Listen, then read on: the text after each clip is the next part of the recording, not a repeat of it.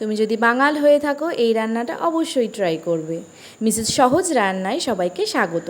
আজকে দেখাবো শুটকির ভর্তা। প্রথমে ধুয়ে রাখা শুটকি মাছ, পেঁয়াজ, রসুন, আদা, টমেটো সস আর লাগবে ধনেপাতা।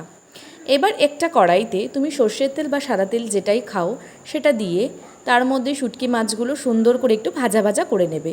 সেই তেলেই রসুন, আদা, পেঁয়াজ আর একটু নাড়াচাড়া দিয়ে একটা বাটিতে তুমি তুলে রাখলে।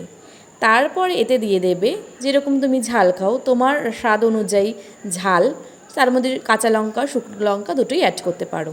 মিক্সিং জারে দিয়ে একটু জল দেবে, দিয়ে সুন্দর একটা পেস্ট তৈরি করে নেবে। তারপর আবার সেই কড়াইতে একটু সর্ষের তেল অবশ্যই দেবে, দিয়ে কালো জিরে ফোড়ন দিয়ে এতে পেঁয়াজ, নুন, হলুদ আর অল্প একটু মিষ্টি দিয়ে দিলে। তারপরে নাড়াচাড়া দিয়ে এতে আগে থেকে রাখা টমেটোও অনেকে দিতে পারো, টমেটো বা টমেটো সস সেটা অবশ্যই দিয়ে তাতে অল্প একটু জল দিয়ে নাড়াচাড়া করে নেবে। এবার এটা একটু ভাজা ভাজা হয়ে এলে আগে থেকে বেটে রাখা পেস্টটা শুটকির সেটা তুমি এর মধ্যে দিয়ে তাতে একটু লাল লাল রঙ আনার জন্য শুকনো লঙ্কার গুঁড়ো বা কাশ্মীরি মির্চ যেটা তুমি প্রেফার করো দিয়ে দিলে। ব্যাস হয়ে গেল রেডি শুটকির ভর্তা।